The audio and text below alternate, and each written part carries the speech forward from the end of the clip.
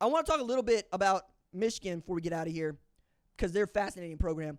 Earlier this week, Sherrone Moore just came out and said Alex Orji is going to start against USC, which is huge because that means you're moving off of Davis Warren and moving on to Alex Orji, which means that Sherrone Moore is admitting he made a mistake in who he picked to start week 1. Okay? He didn't come out and say that, but that's how you got to read it. Warren had thrown 6 interceptions in the last 3 games. So how did he win the job in the first place if he was, throwing the ball away? According to Moore, Orji got outperformed in camp by Warren. Warren outperformed him in camp. But the way I look at this is, and it took me a while to get on this because I am a tryhard and I practice like hell. Not all good practice players are good game time performers, and not all good game time performers are good practice players. Sometimes you get both, and that's awesome when you do. Some guys can only show up when it's time to show up. I don't think that's good or bad the older I get. I think that's just recognizing what it is. And Alex Orji might well be that person. But we know that they haven't had a quarterback at Michigan because they've been playing both. And if you're playing both, maybe the guy that you are starting is not the guy you should be going with because the guy that you're bringing in is doing all the special stuff. Running the football, right? Rolling out. Things that are more or less difficult for many quarterbacks to do. Reading the defense. Or maybe not needing to make the read because Alex Orji can make the one read and go. And then you get to open this thing up. But it also means that you only had Davis Warren and Alex Orji, and depending on how far you want to go back, Jack Tuttle, to look at. Why? That's because Sherrone Moore, who was the head coach in February, decided not to go into the transfer portal when it opened.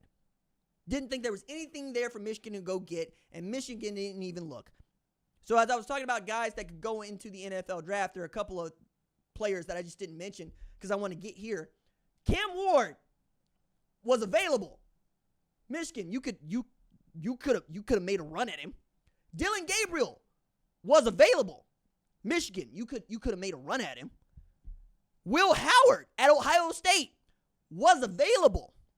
Instead, we are looking at Sherrone going, damn, you would love to have Cade McNamara right now, wouldn't you?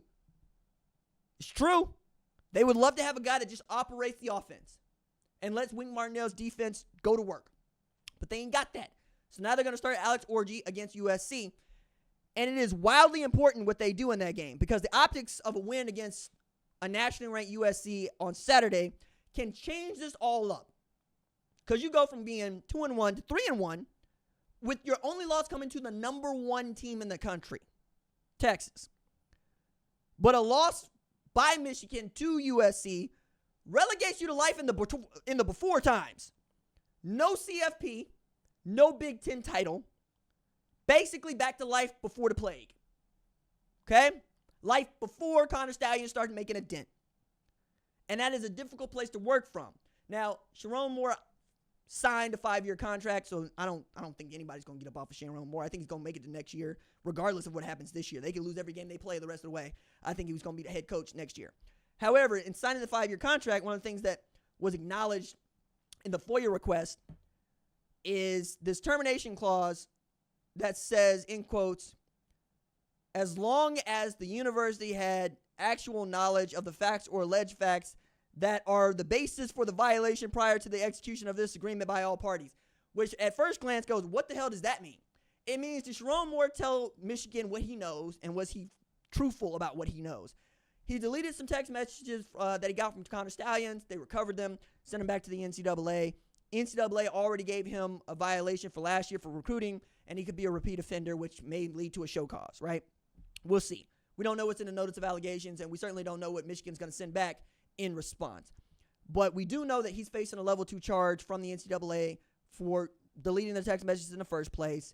We also know that the notice of allegations was sent in August, and we're waiting on them to get back. This also kind of shields him in a way from whatever litigation might follow. The contract also states that Moore could be subject to disciplinary action, including suspension without pay for violation of NCAA rules. But, at this point, that stuff is boilerplate. I think most of this is going to come down to what do they do on Saturday and what do they do against Ohio State. because I think after SC, they run into a bunch of games they can win. They do. They really do. Then if you get to November 30th and you look like the kind of program that can challenge a team that needs to win that game more than you do, what do you do? That's going to tell us so much about what Michigan is or isn't for Sherrone Moore. I, for selfish reasons, want this man to win. I really do. And I'm going to stand on this because there's some pushback that I get every now and again. He is a black head coach. And that is significant to me. It may not be significant to you. You may not care that he's red, white, blue, green, or orange. But I do. And the reason I do is because I ain't seen no red, blue, green, or orange head coach at the University of Michigan. I've only seen a white one. So for me to see someone who reflects my experience in that spot, it's huge. It's massive.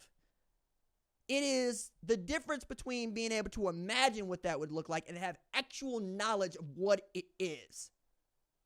That is not just important to me. It's important to other children that might grow up and, Lord bless them, want to be the head coach of the University of Michigan and be looking at the guys that had that job and go, why don't none of them look like me? Orange children don't have that. Green children don't have that. Red children don't have that. Purple children don't have that. Polka dot. I do. I tend to look at these things and I assign to them. Same reason I want this for Marcus Freeman at Notre Dame. Both of them ain't off to the best start for reasons that you know about. You know what I'm saying? Marcus probably needs to figure this out sooner rather than later. Make the playoff. It'll be okay. It will be. But I tend to look at this and I say, yes, it is significant to me that Sherrone Moore is the first black head coach at the University of Michigan ever. And it will always be significant to me because pioneers are part of what I was raised around and what I was raised to notice. Okay? It is not, you are a walking, talking black history fact. And in my world, in my life, with my parents and my grandmother, there is no bigger honor. Like, my grandmother is civil rights royalty. And if you've heard me say this, I'm going to say it again. My grandmother is the jewel of my family. I've written 2 books, both about black experience, and she's in both. Because my grandmother sued the state of Mississippi for voting rights reapportionment, and she won. So I vote because my grandmother sacrificed so much, including her own business, so that I could put a piece of paper into a box. And my grandmother is a walking, she passed. She was a walking, talking black history fact. You get to be one of those that I'm raised around that. You know, that is a level of Valhalla where I'm from. And if you can't get with that, you can't get with that. No shame, no shade. But when I say it, I need you to know it's coming from me personally. It's not coming from something I feel like I need to do. There is no, quote, woke agenda. There's me telling you what I believe. There's me being authentic and honorable as I speak to you about these things. Because that's the most important part. It really is. So I want him to win.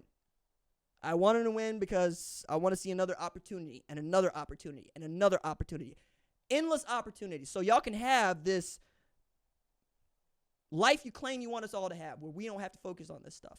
But until there are no more firsts, that is where my focus is going to be.